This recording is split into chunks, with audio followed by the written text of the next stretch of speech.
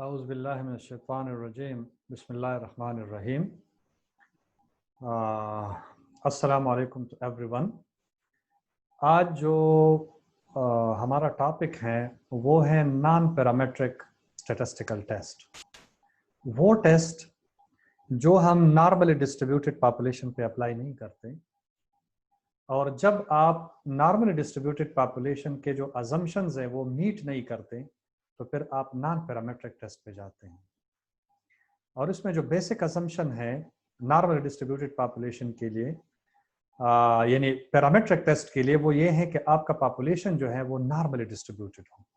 Normal distribution के characteristic की हमने बात की थी पिछले लेक्चर में कि ये सिमेट्रिकल है, कंटिन्यूअस वेरिएबल है, मीन मीडियन मोड जो है वो एक ही जगह पे जो है ना वो लोकेट करते हैं, ये एसिम्प्टोटिक है and it is determined by two parameter mean mu and standard deviation sigma।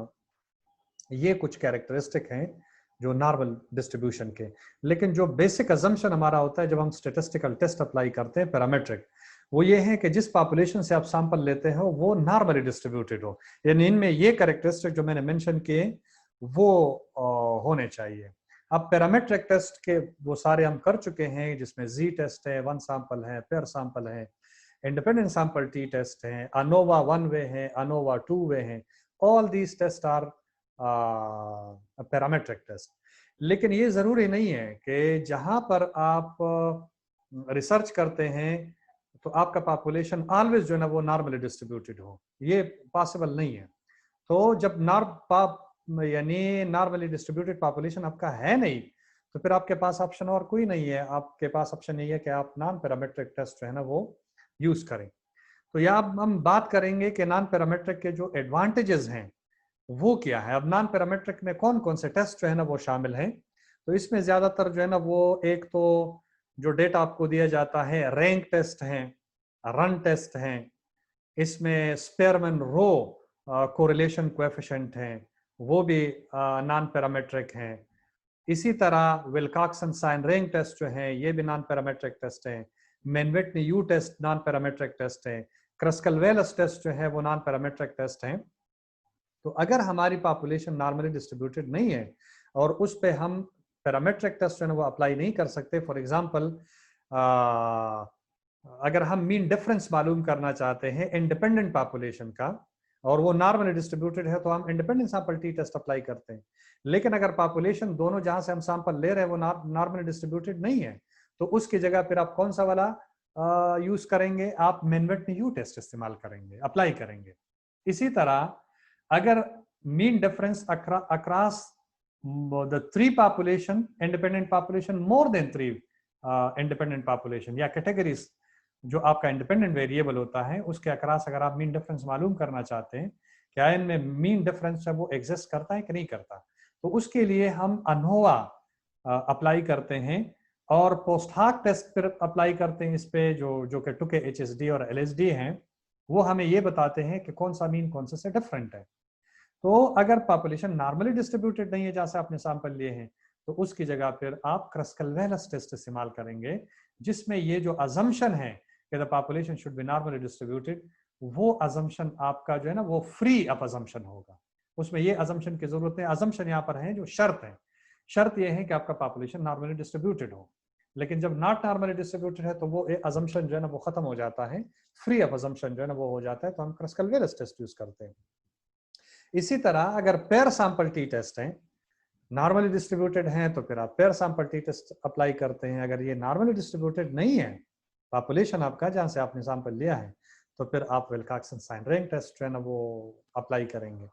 तो एडवांटेजेस भी हैं इसके, यानी इसका जो नुकसान है वो ये है कि अगर डिफरेंस जो है वो माइल्ड आ रहा है तो फिर आप अपने रिजल्ट्स को जनरलाइज नहीं कर सकते। लिहाजा जो भी रिजल्ट आपके पास आएगा वो लार्जर वैल्यू होना चाहिए ताकि आप अपने रिजल्ट को फिर जनरलाइज कर सकें। तो यहाँ पे मैं कुछ एडवांटेजेस पहले इनके बता देता हूं कि नॉन पैरामेट्रिक टेस्ट के एडवांटेजेस क्या है ओवर पैरामेट्रिक टेस्ट। उसमें जो पहला एडवांटेज है वो ये है कि they can be used to test population parameters when the variable is not normally distributed। अब जिस तरह मैंने बात की कि जरूरी नहीं है कि जिस वेरिएबल जो आपके अंडर स्टडी है, इस पे आप डेटा कलेक्ट करना चाहते हैं, वो हमेशा नॉर्मली डिस्ट्रीब्यूटेड हो। अगर वो नॉर्मली डिस्ट्रीब्यूटेड नहीं है तो आपके पास एक ऑप्शन है नॉन पैरामेट्रिक टेस्ट का, जो कि एडवांटेज है, उसमें आप फिर पैरामेट्रिक टेस्ट यूज नहीं कर सकते, तो लिहाजा आप नॉन पैरामेट्रिक जो है ना, ये इसका फायदा है।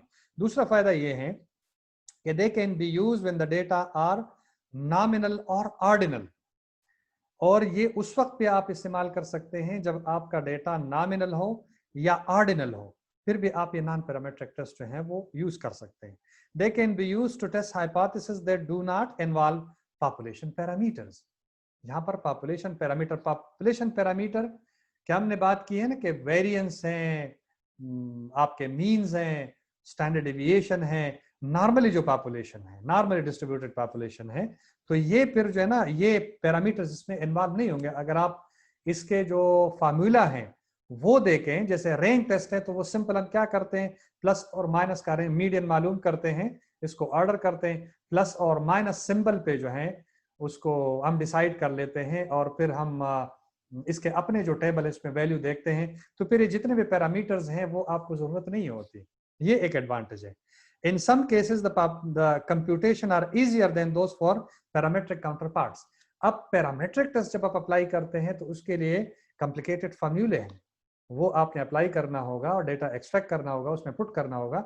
लेकिन यहाँ पर वो सारे फार्मूला के जो डिफिकल्ट फार्मूला है वो आपको शायद जरूरत ना पड़े। जैसे मैंने बात की कि अगर आप सिंपल माइनस और प्लस सिंबल के बुनियाद पर करते हैं तो उसमें कौन सा वाला आपको ये फार्मूले फिर नहीं चाहिए। स्ट्रेट अवे आप टेबल से जो है वो फाइंड आउट करते हैं वैल्यू, और अकॉर्डिंगली आप डिसाइड कर देते हैं कि whether you reject the null hypothesis और you fail to reject the null hypothesis. They are easier to understand, ये समझने में बड़े आसान होते हैं। वहां पर आपके पास कॉम्प्लिकेटेड टेबल्स आएंगे, यहाँ पर जो सिंपल टेबल आपके पास जब आप स्पेसेस पे करते हैं तो इसको समझना बड़ा आसान है as compared to the parametric test. बहुत सारे एस्पेक्ट्स आपने देखने होते हैं, वैल्यूज देखने होते हैं, और फिर आपने इनको डिस्क्राइब करना है, उनको इंटरप्रेट करना है। ये वाला जो है ना, इसका एडवांटेज ये है कि इसमें ऐसी बात नहीं है।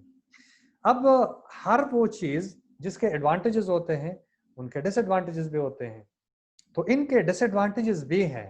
ये जो नॉन पैरामेट्रिक टेस्ट हैं इनके डिसएडवांटेजेस भी हैं। तो some of the disadvantages I am going to explain कि वो कौन कौन से हैं डिसएडवांटेजेस जो नॉन पैरामेट्रिक अगर आप अप्लाई करते हैं तो ऑलवेज ये बेनिफिशियल नहीं होते, इसके एडवांटेज नहीं होते, डिसएडवांटेज भी होते हैं।